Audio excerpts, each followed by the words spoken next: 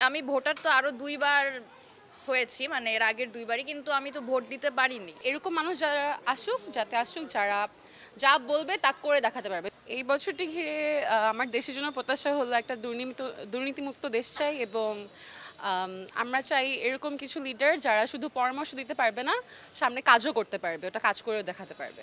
অপ্রাপ্তির চেয়ে প্রাপ্তিই বেশি, কারণ হলো আমরা একটা স্বাধীন দেশ পেয়েছি।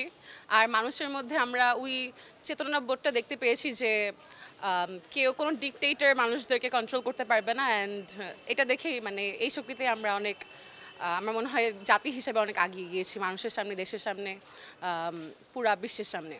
নির্বাচন নিয়ে নির্বাচনে কি বলবো, নির্বাচন আসলে আমরা একটা সুষ্ঠু নির্বাচন চাই, এরকম নির্বাচন চাই যেখানে মানুষ মানে মিথ্যা কথা দিয়ে যাতে ভুলিয়ে ভালিয়ে মানুষ থেকে ভোট না নেওয়া হয়, এরকম একটা নির্বাচন চাই। আর এরকম মানুষ যারা আসুক, যাতে আসুক যারা যা বলবে তা করে দেখাতে পারবে, শুধু পরামর্শ শুধু কথা বললেই হবে না, এরকম কেউ চাই যারা হলো কাজে পারদর্শী।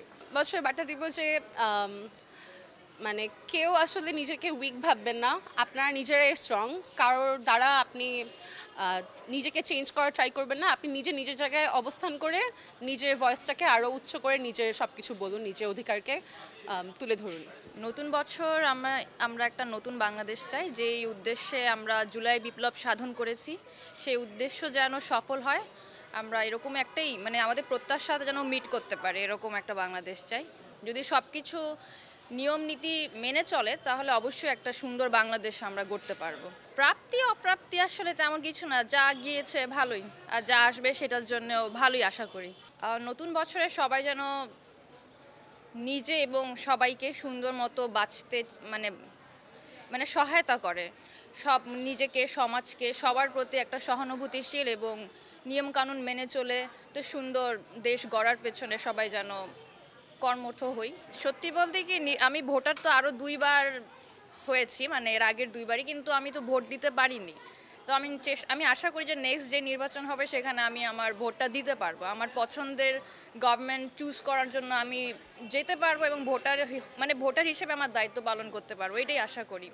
অনেক ধরনের প্রাপ্তি যেহেতু আমরা দেখেছি, একটা সরকারের পতন হয়ে গেল, আমরা ৬৯ থেকে শুরু করে ৭১, ৫২ প্রায় সবই একটা ২৪ সালের মধ্যে সব কিছু আমরা দেখে গিয়েছি আসলে। আর অপ্রাপ্তি বলতে গেলে আমার কিছুই নেই। আর আমি যেহেতু ঢাকা বিশ্ববিদ্যালয়ের ফার্স্ট ইয়ারে পড়ি, আর আমার পার্সোনালি আমার প্রাপ্তি অনেক বেশি। ২০২৪টা আমার জন্য অনেক লাকি একটা ইয়ার ছিল।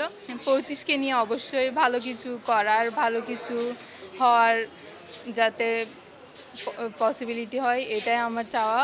আর হচ্ছে দেশের মানুষকে ভালোবেসে যাতে কাজ করে যেতে পারি, এটাই আমার চাওয়া।